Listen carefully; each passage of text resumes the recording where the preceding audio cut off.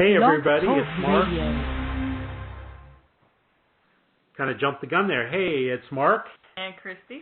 And we'd like to welcome you to the Divine Practice Radio Show on Spiritual Connections Radio. We are, as you know, Spiritual Connections Radio has been on the air for going over 3 years now. Divine Practice is one of the new formats of the new shows that we're doing now. And this is actually our official first groundbreaking show of Divine Practice, and we have a great guest on this evening to kick this off on just the right foot.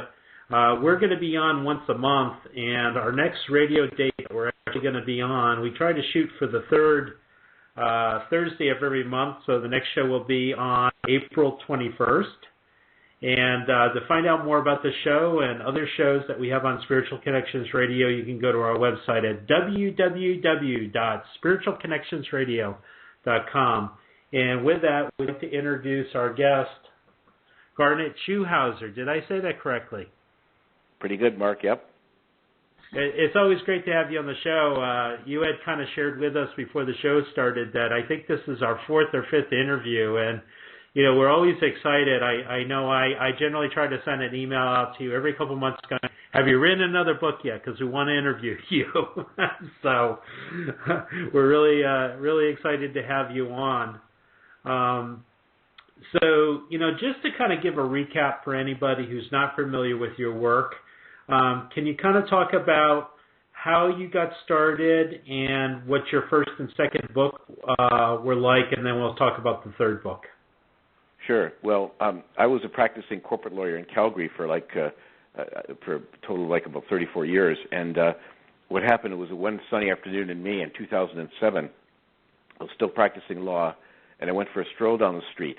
And all of a sudden, out of nowhere, or seemingly out of nowhere, a homeless man jumped right in front of me and stopped me in my tracks.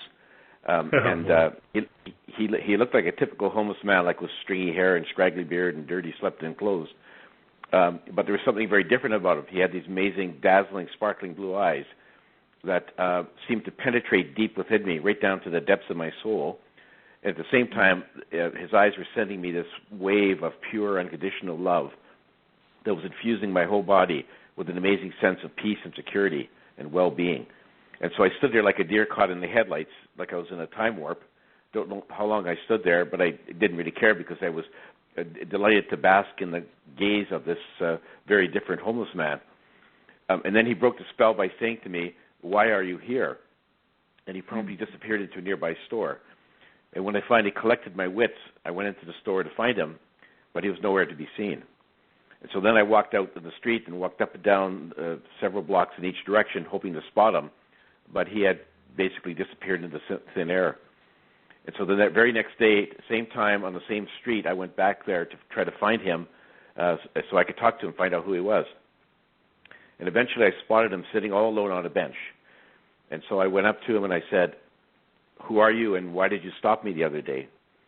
And he said, "Well, I'm a soul just like you, and I'm here to answer your questions and help you on your journey." And that was the start of a dialogue I had with this man that went on off and on for the next few months. And I found out his name was Albert, and he was actually one of my spirit guides in disguise. And he told me I was the only one who could see him in physical form. Anybody else passing by on the street that day would have seen me sitting on the bench talking to myself. And then after the first three visits, he no longer appeared in physical form, and he was just a voice in my head, and we communicated by telepathy. And so our conversation, our dialogue, which is basically a Q&A dialogue, went on for several months. And he told me early on that he wanted me to write a book about his revelations. And so that resulted in my first book, Dancing on a Stamp, which was published in 2012. And then after I'd finished that book, he disappeared out of my life for a while, and then he reappeared in quite a different format. I was sleeping in bed, and I awoke because I heard a noise, and I woke up in bed, and I could see this ghost-like ethereal figure standing in the doorway of my bedroom. And then when it moved closer, I could see it was my old friend Albert, but he was in astral form. And I said, "Oh, hi Albert, what brings you here?" He says, "Well, I'm here to take you on a series of astral trips. I'm going to take you to the spirit side and to other places in the universe because I want you to write about what you see and hear in your second book." So then he just literally reached out and he grabbed my astral hand, pulled my astral body out of my physical body, and I turned around and looked, and sure enough, my physical body was still sound asleep in my bed. And so then he just, but still holding my hand, we floated up through the ceiling, up through the clouds, to a point high above our beautiful planet. And then we went through a shimmering doorway into the spirit side. And so that was my first astral trip, my first experience on the spirit side. And so in the spirit side, I met a welcoming party of my mother, father, brother, and various relatives that had passed over. I had a meeting with the Council of Wise Ones, which is a body of very advanced, wise souls whose job it is to oversee all the incarnations on Earth. And I met a number of different souls on the spirit side, got to see different planets in the universe, and got to see some scenes of abuse on our planet that Albert wanted to show me so that I could sort of pass the message on to humanity that we needed to stop what we were doing. So that was those trips resulted in my second book, Dancing Forever with Spirit. And then he came back into my life again, this time in a similar fashion for another set of astro adventures. And this time we went again back to the spirit side, and met with the Council of Wise Ones again, met a number of very distinguished souls on the spirit side who had words of wisdom to impart to humanity, saw some different civilizations on different planets, and those sets of astral trips are described in my third book, Dance of Heavenly Bliss, which has just been released in the last few weeks. And so that's where I am, and I'm currently still dealing with Albert on another set of trips, and that's going to be in my fourth book. My fourth book is about 3/4 of the way done, and it'll be published eventually. And you know, and if Albert asks me, I'll write more books. I'm sort of in his, I'm marching to his command, and whatever he wants me to do, I'll do. Anyway, that's the sort of the brief history of where we are right now. Wow, that's it's just such an amazing journey and everything like that. So. I know I kind of, well, you know, before I get started with the questions and stuff like that, why don't we go ahead and give out your website to everybody? I'm sorry, Mark, you cut out. I didn't quite hear you. Oh, yeah. If you could go ahead and give out your website to everybody. Oh, sure. My website is garnetschulhauser.com, which is kind of hard to remember, but if you Google Dancing on a Stamp, you will get to my website. You know, on my website is information about all of my books. I have on my website recordings of all of my radio shows that I've done since my first one in June of 2013. This one is number 87. And then you can download a free excerpt of each book. You can watch a book video, and you can dial into all of my social media sites like Facebook, YouTube, Twitter, and so on for further information. And there are buy links on my website where you can just click on it to like Amazon and Barnes & Noble and get direct to the place where you can buy my books. So it's a wealth of information. Oh, that's excellent. Yeah, we just want to let everybody know also that we have a number of his links. So if you didn't catch it or you're not quite sure what it is, of course, Googling Dancing on a Stamp is a good way to come down, like you said. You can also go to spiritualconnectionsradio.com, and we have his links there. We'll actually, we normally take the stuff off after a couple weeks, but we'll leave his list under our show for a month or so for anybody who wants to come back. We'll put the replay link up there also, even though you can find that on his website eventually. And, you know, it's a good way to find him. And, of course, you know, I would assume that you can find your book at Barnes & Noble and Amazon.com and all those great places. Yes, yeah, you can. Yeah. So I'm going to go back to a question I think I asked you a couple of years ago during one of our interviews, and it might have been just last year. From between the first and the second book, there was a gap where Albert wasn't communicating with you at all after you had completed the first book, and then, of course, he showed up to talk to you about the second. And I was just wondering how long that time frame was in comparison to the time frame between the second and the third book. It was very similar. It was like, as I recall, it was about 2 to 3 months, which isn't really very long. It seemed like a long time to me because before that I had been sort of in very constant contact with Albert. And he did that because he wanted to make sure I was ready for the next sort of leg of our adventures. So he has his reasons, and you know, he never, when he's visiting me, he never tells me when he's coming back. So I never know whether he's going to come, you know, tomorrow night or a week from now or whenever, and he doesn't tell me where we're going. So it's all a bit of a mystery. That's just the way he operates. So you know, some nights, you know, he'll be there in my bedroom, and other nights, you know, he's not, and it might be a week or so before he comes back. So it's a very very interesting kind of arrangement, which is all his doing because I have no control over it. But I just go with the flow, Mark.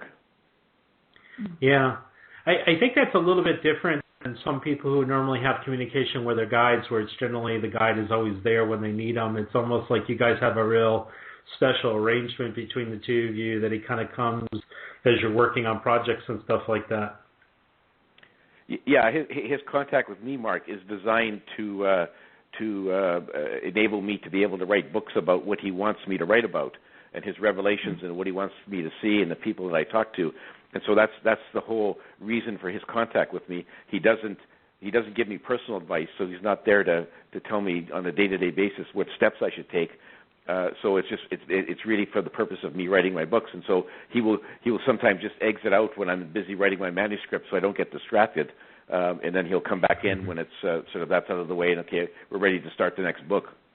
So that's sort of how he arranges his timetable, and I just have to go with it because I don't have any control over it. Yeah, Garnet, and I was just sitting here thinking that the journey is so fascinating. It almost makes me think of these stories coming to life on the big screen or something. How interesting that would be to see this pulled together. Have you thought about doing anything in that format? No, I haven't. I've just been too busy sort of trying to do the manuscripts for my books, and who knows what comes out in the future, Christy. I'm open to anything, but I generally follow Albert's guidance, and if he says to me I should take a step in this direction or that direction, then I'll just follow him. But he has not mentioned it yet, and I'm not sure after the fourth book whether I'm writing any more or not. He'll let me know in due course when he's ready. So I'll have to wait and see. Oh, super. Well, I have to say, it's funny. We were talking about, I want you to write another book so we can interview you again. And you're already almost finished with the next book. So I want to say thank you, because I've read your books and they're absolutely amazing. They have so much knowledge and wisdom in them and stuff like that. So I want to thank you for bringing this gift to the planet and being this, this translation and this, bringing this forward for everybody. Well, thank you for saying that, Mark. I appreciate that. And it's very strange because before I met Albert, I hadn't dreamed in my wildest dreams that I'd ever write a book. It just wasn't on my radar screen anywhere. And when Albert first proposed it to me, I was kind of skeptical, like, well, I can't really write a book, and you're barking up the wrong tree here. You should find somebody else who can. Why don't you find an accomplished author like J.K. Rowling or Stephen King to write your books? But he just said, no, I want you to. And so he was very gently persuasive, and after a while I just sort of caved in and said, okay, I'll write the manuscript for the first book and see where it goes. And the first one was hard to write, I'd have to say, and then second and third ones were quite a bit easier. So it gets easier as I go, so I'm thankful that he persuaded me to do the first one. There's so many, from reading the books, and if anybody hasn't read them, I highly recommend you start with the first one, just read all of them. I know there's so many great things that came out of every single book, but I think in the first book and the second book, there's probably something that really kind of sets aside for you in your mind. Can you share with us some of maybe just one thing from your first book that just is very memorable for you, and something from your second book? Yeah, one of the things that surprised me in my first book, and of course Albert went through he answered all the big questions in life, like who are you, why are you here, what's your life's purpose, and where do you go when you die? And of course the main cycle of reincarnation is that we all came from the spirit side, where we're beings of energy, and that we chose to come here by our own volition. No one made us come here. We chose to incarnate in a physical form on Earth in order to learn and experience things necessary for our evolution as a soul. And so we came here by our own choice. And the other surprising things is that contrary to what a lot of religions preach, is that God or the Source does not manipulate events on Earth and doesn't make rules for us to follow, which was really quite surprising. I was raised as a Roman Catholic, and of course they have all kinds of rules that they say came from God. And Albert says, no, the Source doesn't make rules. And then probably the big eye-opener is, for a lot of people, is that when we die, we go back to the spirit side, no matter what happens, no matter what we did on Earth, and there's no judgment by God or the source, and there's no punishment. There is no hell. And so everyone goes back from where we came from, regardless of what we did. And so that was sort of those are sort of the main themes of his revelations, which fly in the face of what a lot of Christian holy men had been preaching for centuries. And so it was, for someone like me, it was quite an eye-opener. But I firmly believe and that what he told me was the truth, and I've actually seen evidence of that myself on my astral trips. And so that was sort of the main theme of the first book, which is this is how the whole thing works. This is where you came from. This is who you are. And this is where you're going to go when you finish your life on Earth. So there was a lot of comfort in that to me, just because now I know for sure that when my physical body dies, I know where I'm going. And in fact, I've been there on my astral trips, and it's a delightful place. And it really makes a person realize that that there should be no fear of death, because death is just a doorway, a passageway from this plane over to another plane, the spirit side, which is a wonderful place where we will all be reunited with everyone, anyone that we've loved that has passed away before we did. And so it's a great thought. It was very comforting. In the second book, The Astral Trips, it was mainly designed for me to see some of the things that happen on Earth that aren't very that we as humans should not be proud of. And he showed me some scenes of human abuse of animals and human abuse of other people and abuse of our lovely planet. And the main theme there was, and this came from the Council of Wise Ones, was look at humans. You're at a very advanced stage of civilization. You've got a lot of very highly developed technology, but your spiritual and emotional intelligence has not kept up. And you let too many of your negative emotions like fear, anger, hate, and greed rule your lives, and that results in a lot of violence and conflict and abuse. And their message to me was, we're at a very crucial point. We have the technology and the capability and the weapons of mass destruction that if they were unleashed, we could wipe out all life on our planet. And we really need to work hard to avoid taking that step. And the way to do that, they say, is to try to stifle and discard our negative emotions and fully embrace love and compassion for ourselves, for other people, for our planet, and for the other animals. And that's something that the message they really wanted me to take back to my fellow humans, which is sort of the main theme of the second book, is that we really got to straighten out and see the light before we succumb to the dark side of humanity and end up crashing and burning. And they mentioned that there had been a number of other very advanced human civilizations on our planet before.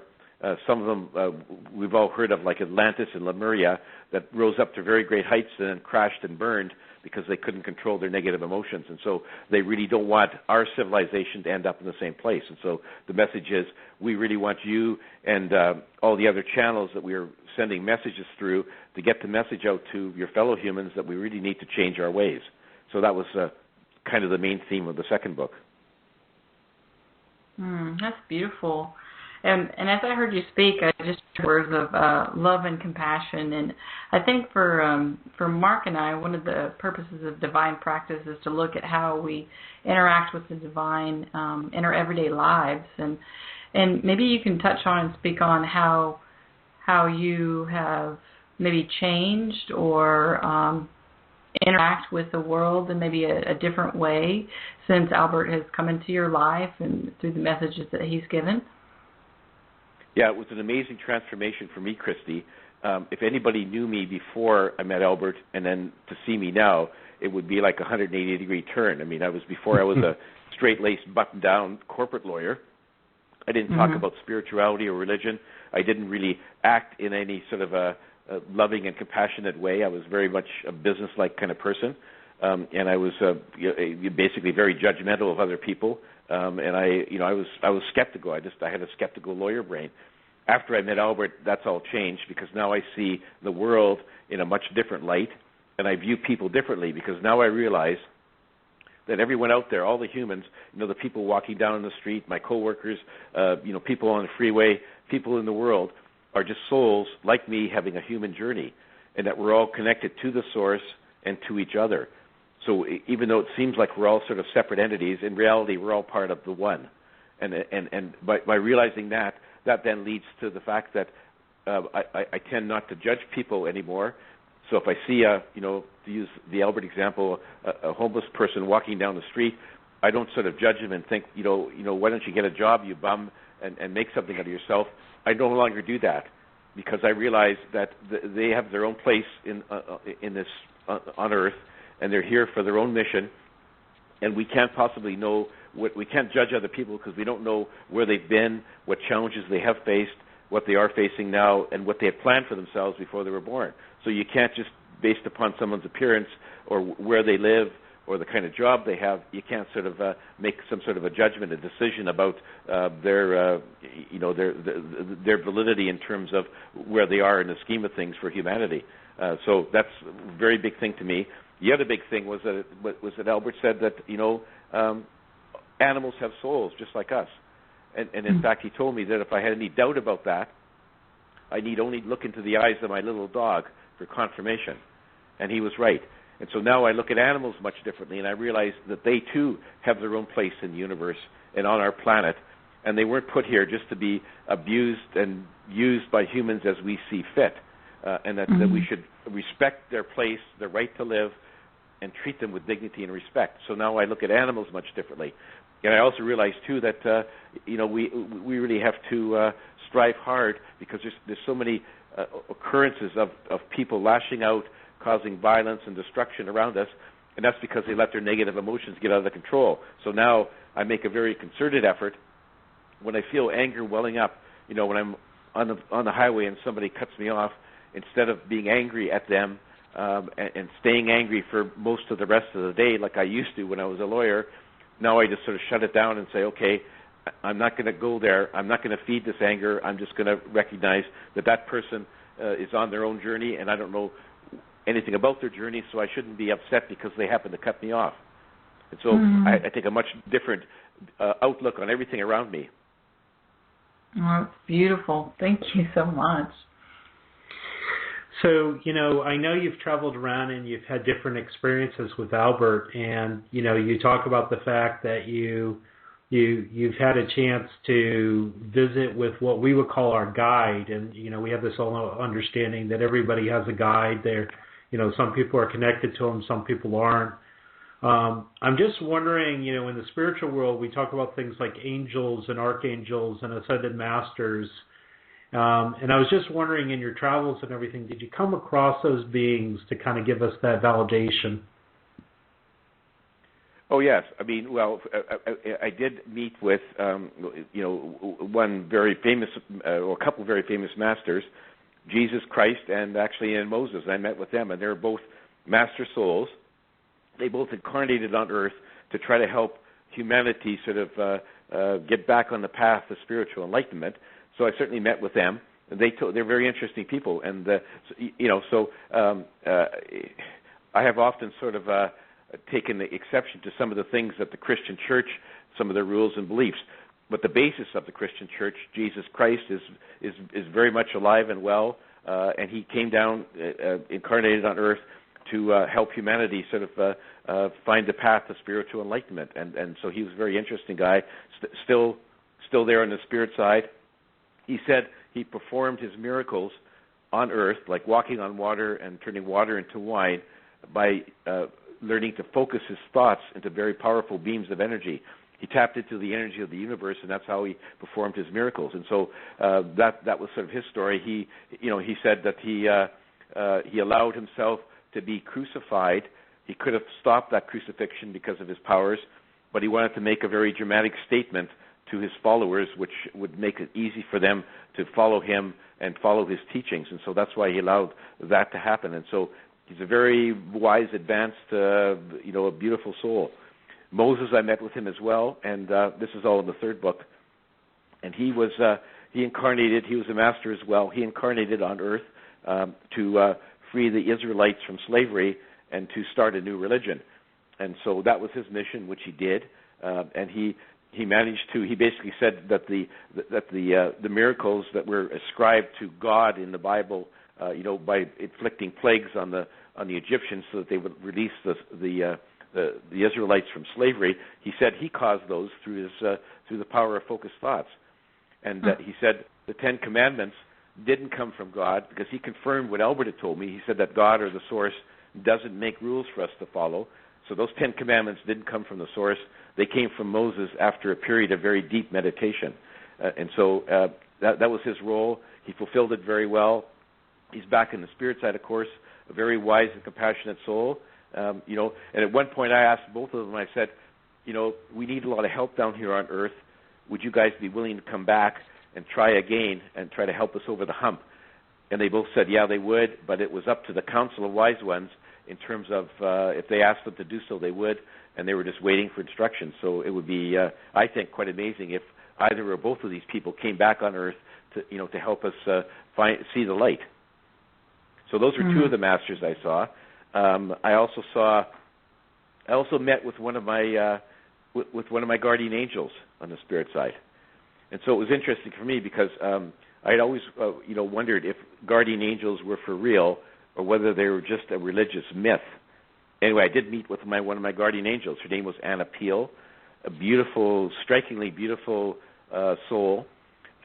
She didn't have wings sprouting from her shoulders, contrary to some of the depictions in paintings and so on, but she was a very wise and beautiful soul. She said that she has been with me since I was born. She says that everyone has at least one or more guardian angels who are with them right from day one until we die and leave the earth plane. And their job, interestingly enough, is to make sure that we don't suffer an untimely death before our souls are ready to make an exit. And she confirmed what Albert had told me before, that no one on earth dies by accident. We die when our souls decide it's time to leave the incarnation, which will surprise a lot of people because, when you hear about a plane crashing and killing 300 people on board, you think, oh, what a tragic accident. Albert says, actually, the deaths of those people was not an accident because the souls of each and every one of those people on board that plane decided that was the right time and place to leave the incarnation. And so where guardian angels come into play is that because humans are running around with the free will to take actions and make decisions, and we don't remember where we came from or what we put in our pre-birth planning, so this clash of free wills could often result in something happening which could result in our physical deaths before our souls are ready to exit. That's where the guardian angels come in, because they will actually step in to intervene to make sure that we don't physically die before our souls are ready to go. And they can do this in a number of ways. They can send strong, intuitive messages to us to change our plans, or they can physically intervene if necessary. So she gave me an example. She said, supposing you're planning to board a plane, they foresee that plane is going to crash.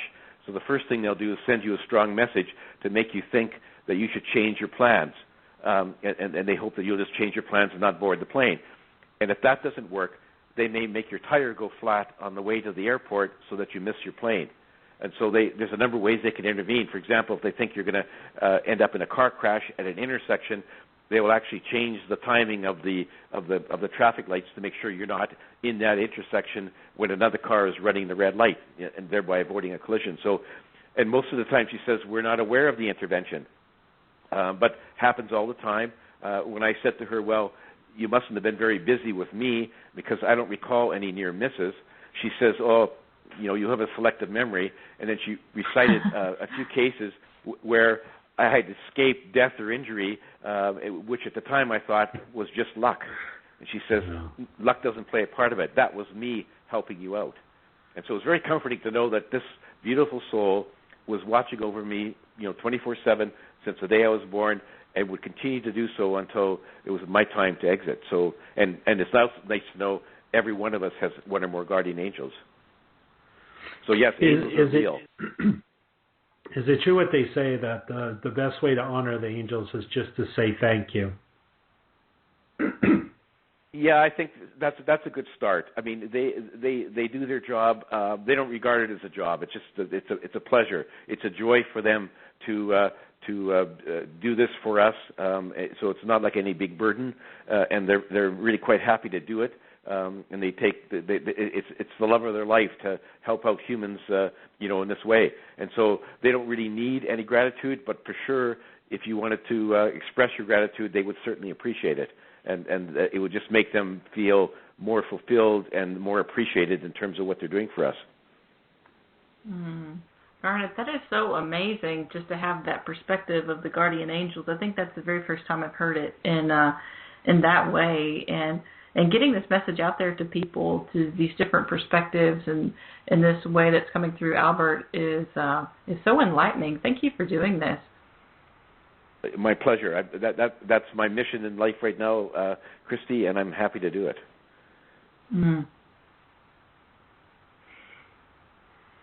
I just feel such joy and just big, huge, open heart energy that's just it's coming from you, and I don't know how to explain it, but are you able to feel different subtleties and emotions in your day-to-day life that maybe have opened up to you since you've begun this journey and started opening yourself up to being the person to write down these amazing experiences?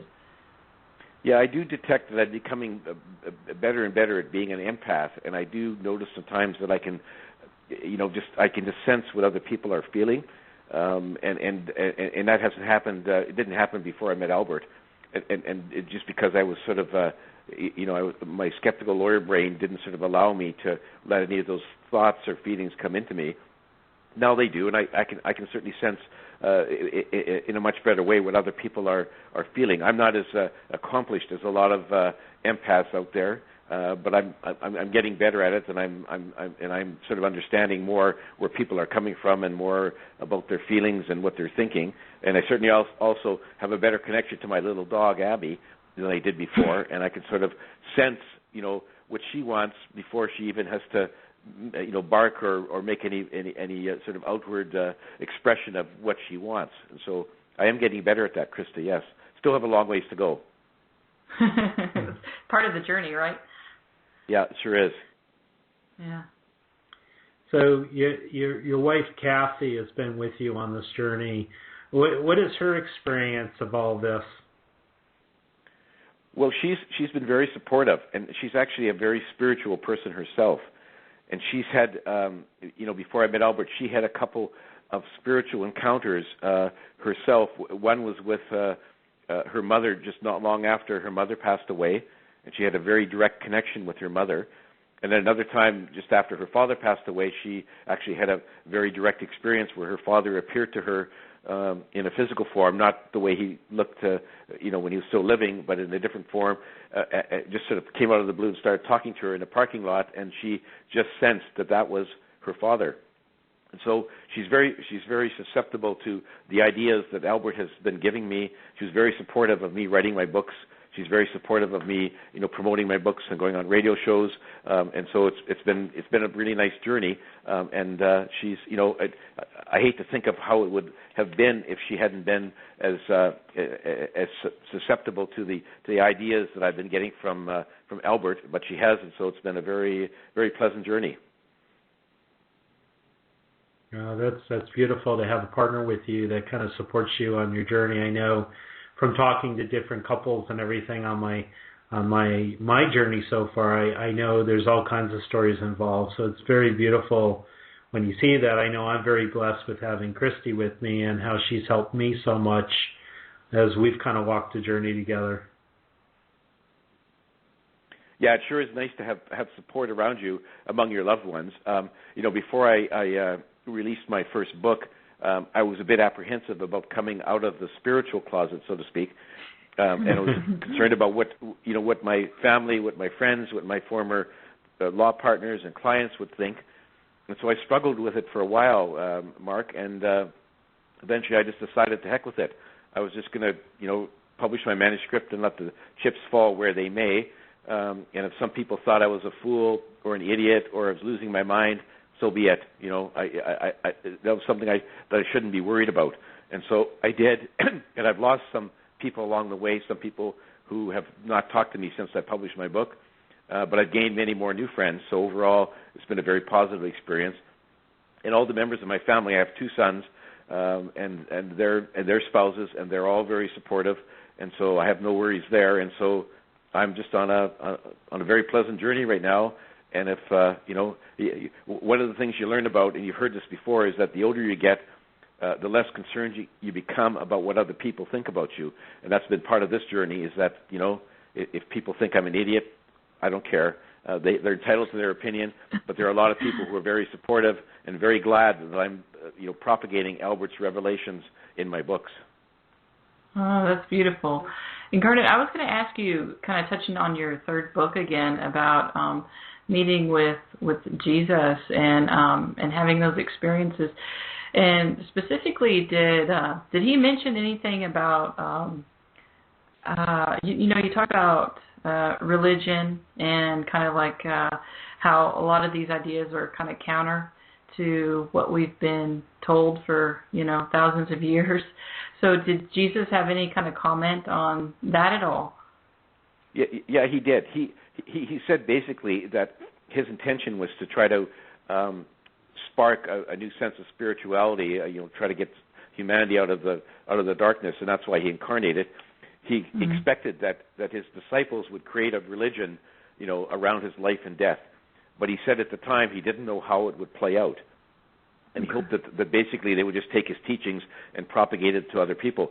And he said that he was a bit dismayed that that some of the early leaders of the church, after he died, had basically hijacked the religion basically, and started crafting it in their own vision, and they were following their own agendas, and their main agenda was to control the masses through guilt and fear. And so, unfortunately, humans being humans, a lot of the humans that followed him, the holy men of the Christian church, were basically misguided, and they've taken their religion off on a tangent.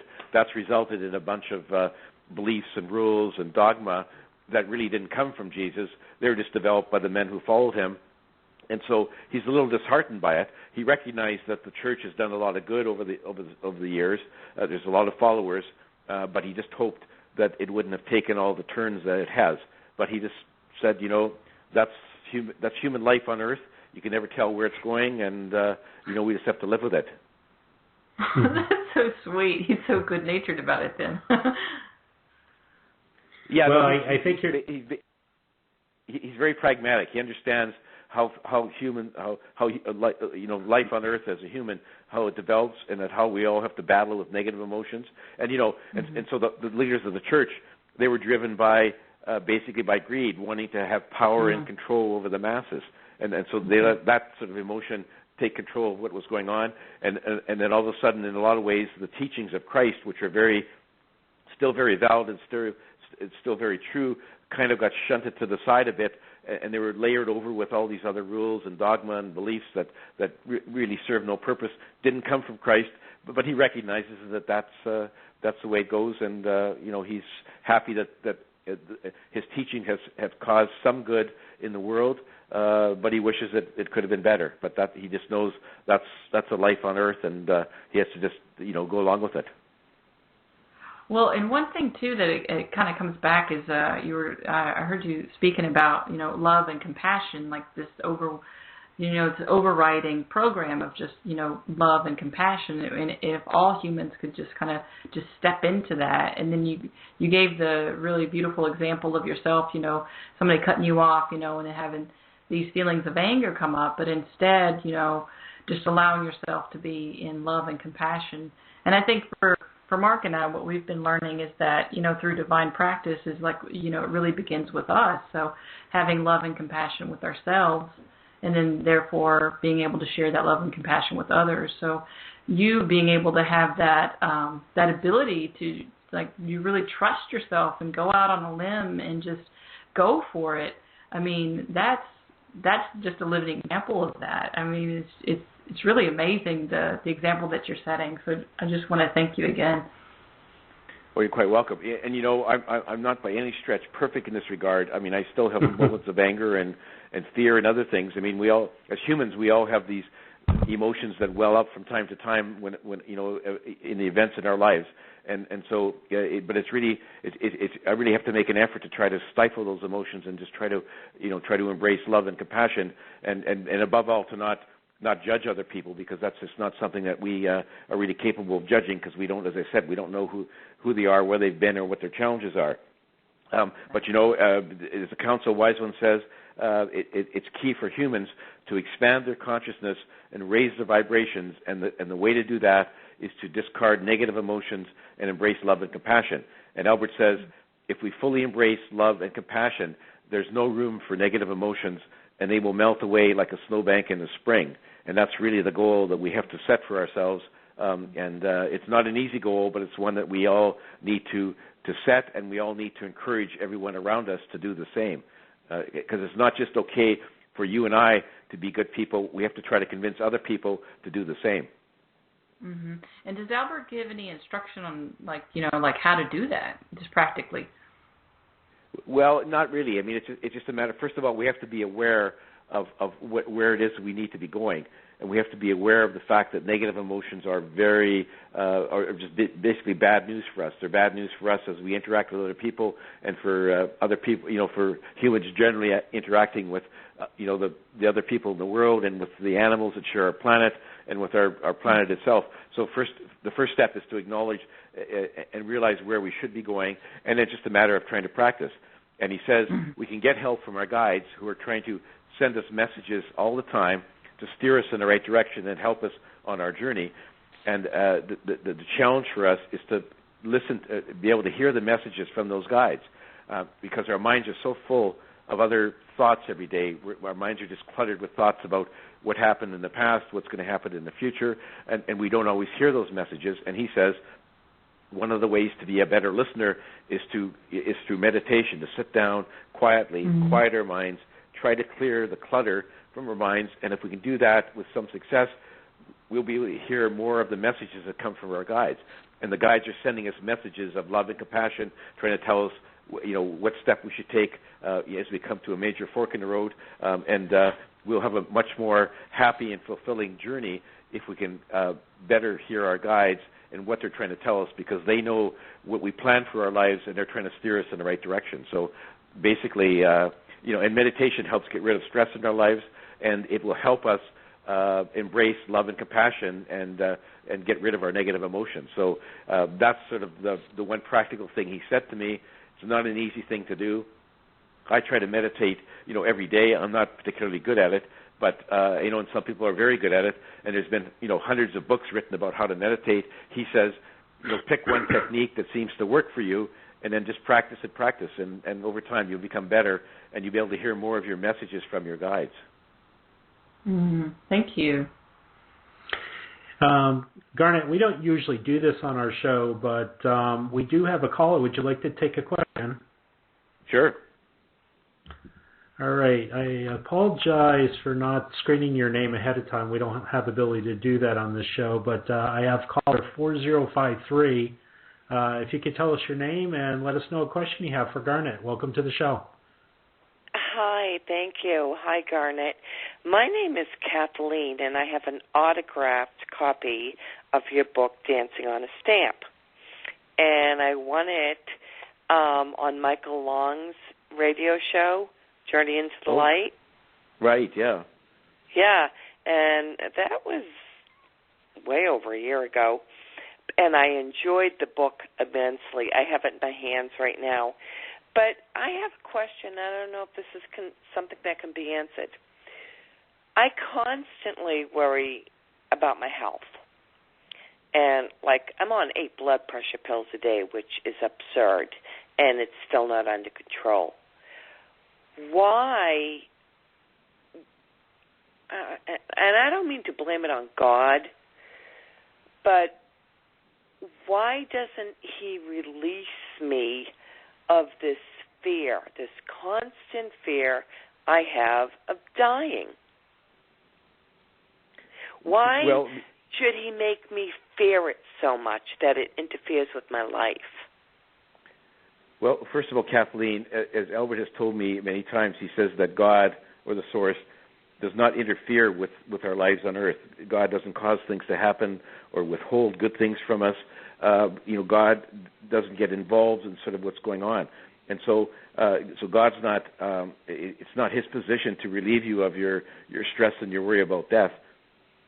So that's something that you have to do yourself. And you can do that by, for example, reading books and finding out for yourself that there's no reason to fear death at all.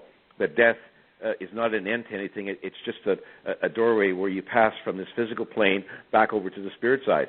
And I can assure you that happens for everyone, without a question, because I actually had a few visits to the spirit side on some of my trips with Albert, and I actually saw some of my deceased relatives there. They're alive and well and doing just fabulously, and they're over there.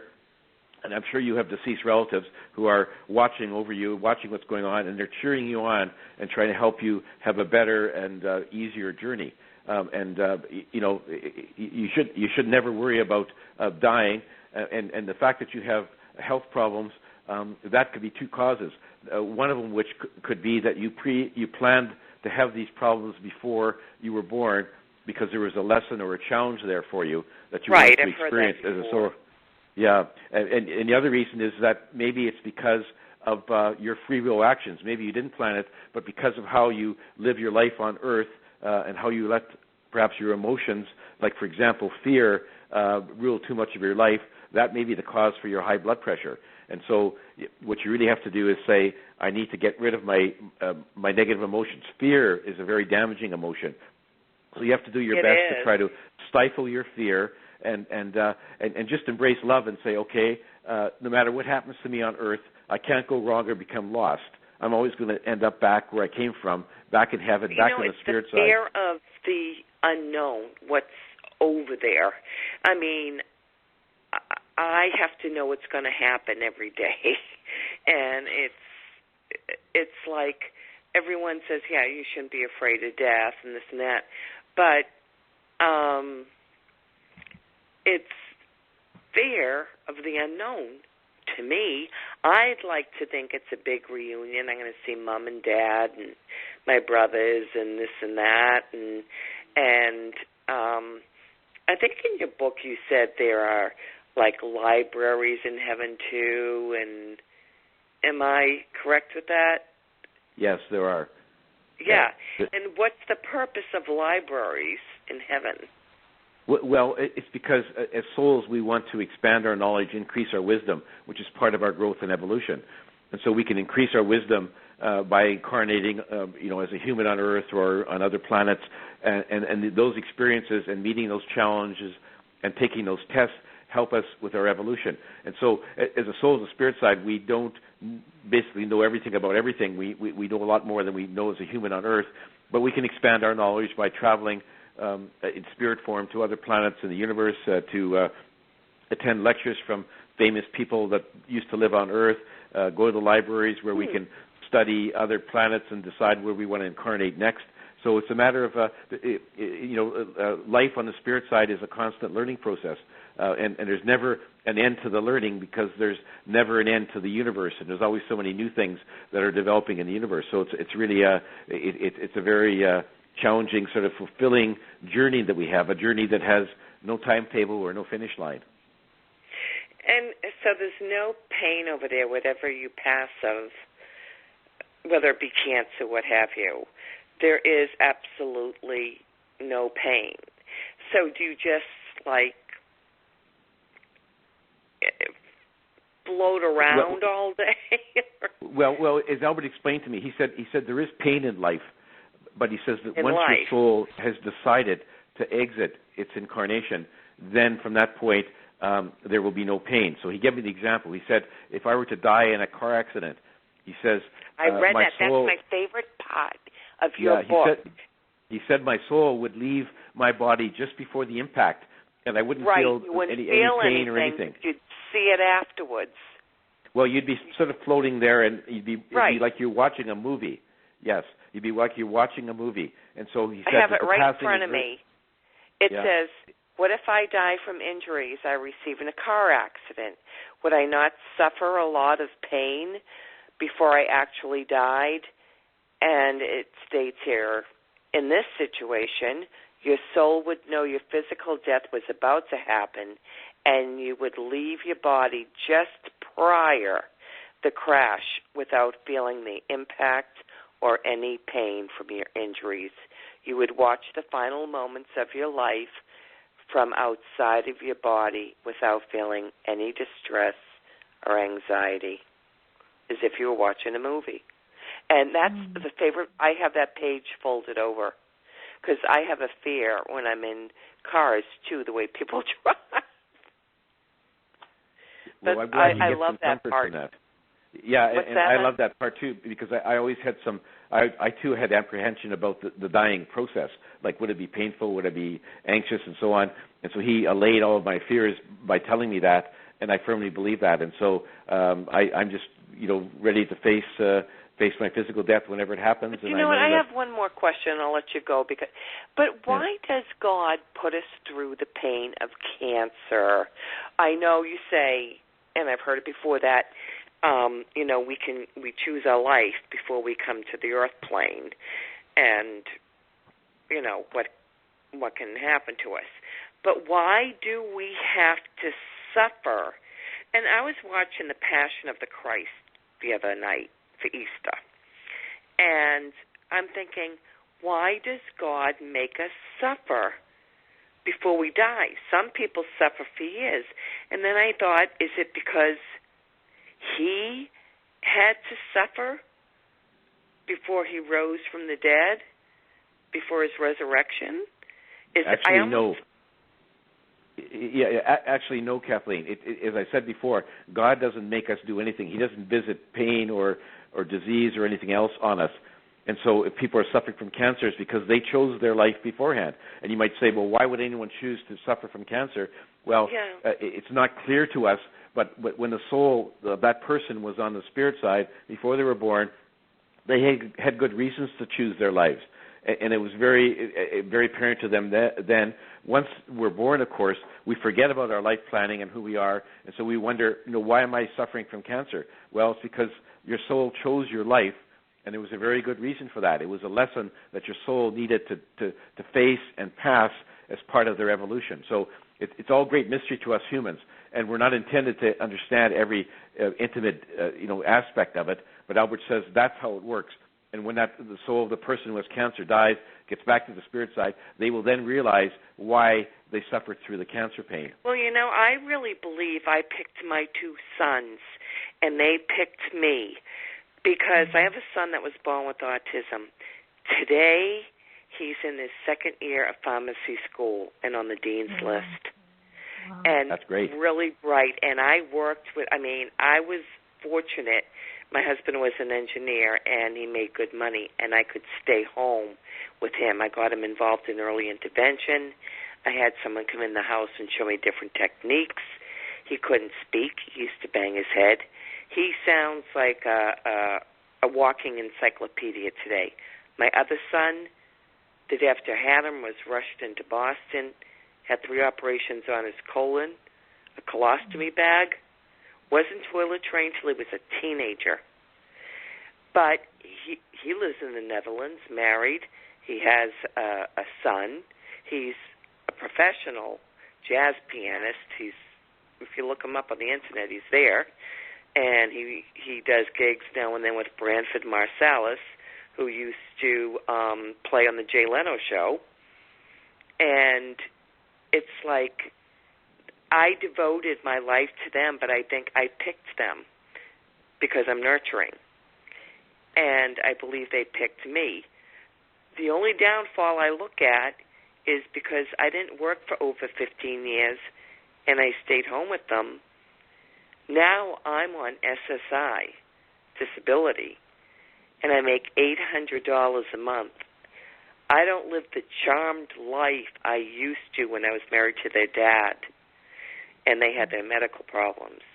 Now I'm alone, living in housing off of $800 a month, but they're doing fantastic. Well, Kathleen, you should be proud of your record as a mother, and you should be proud of your sons.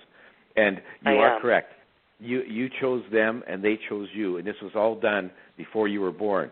Because when you're doing your life planning, you have to you pick the souls that are going to play an important part of your life, so your spouses and your children and your parents and so on. So there's no doubt you picked them, and obviously you've done a great job, and you should be very proud of that. I am. Well, thank you for calling into the show and sharing your life story with us. Thank you for all the time you gave me with, being on the program and asking Garnet questions. I appreciate it. Could you also keep me on so I continue listening? Sure, we'll put you over there so you can hear. Such a beautiful story for her to share, and so much like some of the others. And I think, Garnet, what you said about her being able to read some books and everything like that, not only your books, but books from some of the mediums that are out there, like John Holland and some of the others that are real famous out in the industry, have so many stories of afterlife experiences and everything. And I know my father, who kind of runs the cusp of wanting to know about spirituality and stuff like that, he wanted to know more about what happens after you die, and by him reading some books and everything that were out there, he was able to I guess kind of help him lift a lot of those fears he had about what happens after you die. And it's just amazing, like you said, everything, it validates everything that you said about how there's no judgment, that there's no pain, that, all that stuff is lifted once you pass over. And, just being able to go back to the other side. I think one of the things that was coming to mind when I was listening to the interview was that, she was saying, I just don't understand why I took this on. And it kind of reminds me of an individual who might be someone who has a regular routine in life and then decides they want to go some exotic place and jump off a bridge and do some bungee jumping or something like that. I think it's almost like the same mindset as being on the other side, and that is, when we're on the other side, we're in a place of health, of immediate creation. Anything we think happens, and we have all these beautiful things around us, and we're never sick. And then, through that process, we decide, okay, let's come down here and try out something like, I've never been sick since I've been on the spirit side. Maybe I would like to see what it would be like to have some type of challenging health issue that I would learn to, find grace in the situation and stuff like that, and realize that it's not something that God's doing against me because I think I'm bad.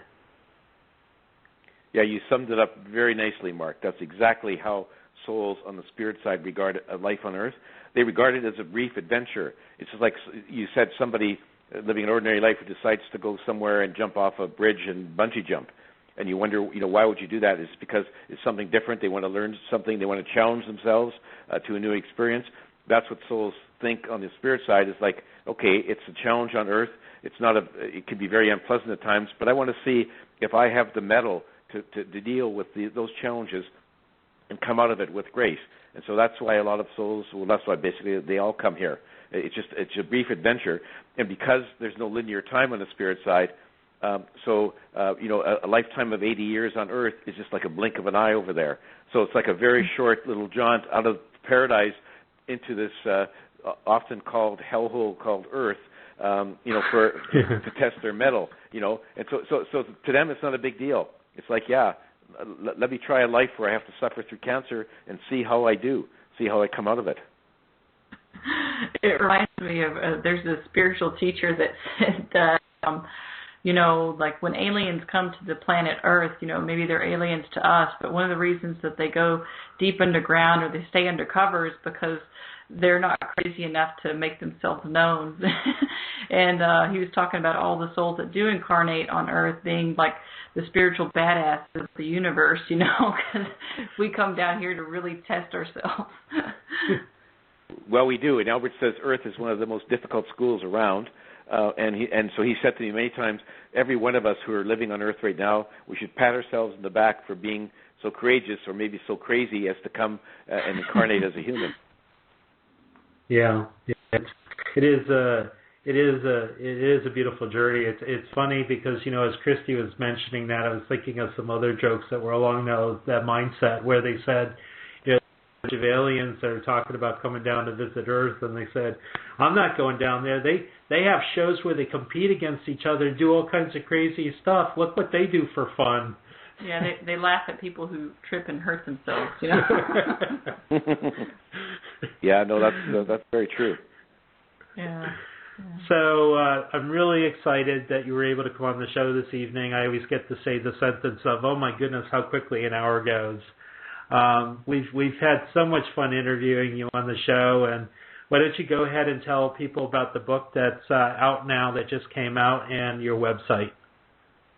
Yeah, my third book has just been released. It's called Dance of Heavenly Bliss, and you can find information about it and my first two books on my website. It's GarnetSchulhauser.com, which is difficult to remember, but if you Google Dancing on a Stamp, you can get to my website, and there you can download an excerpt from all my books. You can watch a book video. You can listen to all the videos, all the recordings of my radio shows that I've done since June of 2013.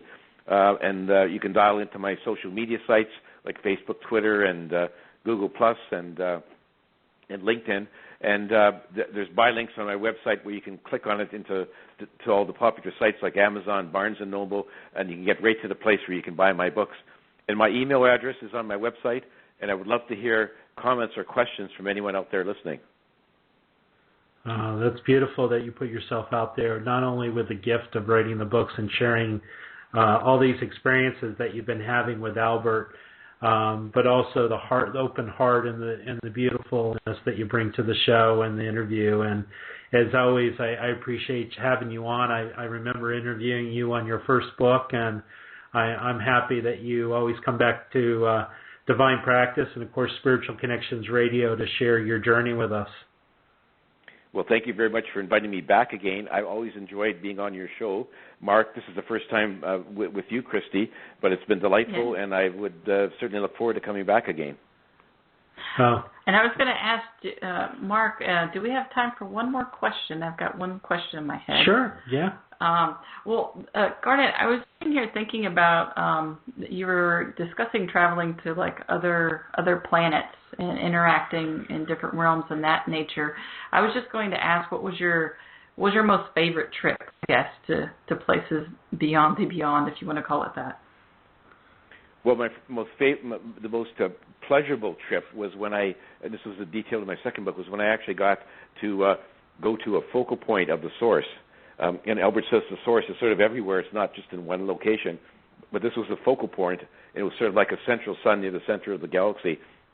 As we submerged down into this, it looked like our sun. We submerged down. I didn't feel any heat or anything, but I felt like I was immersed in this immense pool of pure, unfettered love. It was like an emotional high like I'd never experienced before. The only comparison I can give you, Christy, would be to imagine your most intense emotional high in your life so far, like the day you got married or the birth of a child, and then multiply it by a few thousand times. And that's sort of how I felt, immersed in this just pool of pure love. It's hard to describe. Anyway, that was the most exhilarating experience I had. I had many more other interesting ones, but that was sort of basically the highlight so far. God, thank you so much for sharing that. You're quite welcome. All right, and with that, to answer your question, yes, we always want to interview you and talk to you anytime, but also during these great peaks when you have a new book to share with us. So we will be looking forward to hearing from you. I know you said in the beginning of the show that your next book is almost finished, which is amazing because I know you just released your last one. So Albert's definitely got you on the treadmill. He sure does, but it's a pleasurable treadmill. I don't mind doing it, and I really enjoy all my trips and all my encounters with Albert, and so I'm happy to do it. So I will keep doing it as long as he sends me marching orders. Sounds good. Thank you for being on the show this evening. Everybody, you've been listening to our guest, Garnet Schulhauser. You can find information about his website and everything on our website at spiritualconnectionsradio.com. You've been listening to Divine Practice, and we'll be coming up with another show next month. We generally try to run our shows for this particular format about the third Thursday of every month, unless me and Christi are traveling somewhere, which happens quite a bit. And with that, I want to say goodnight to everybody. And Garnet, thanks a lot, and take care. Thank you. Good night. Night.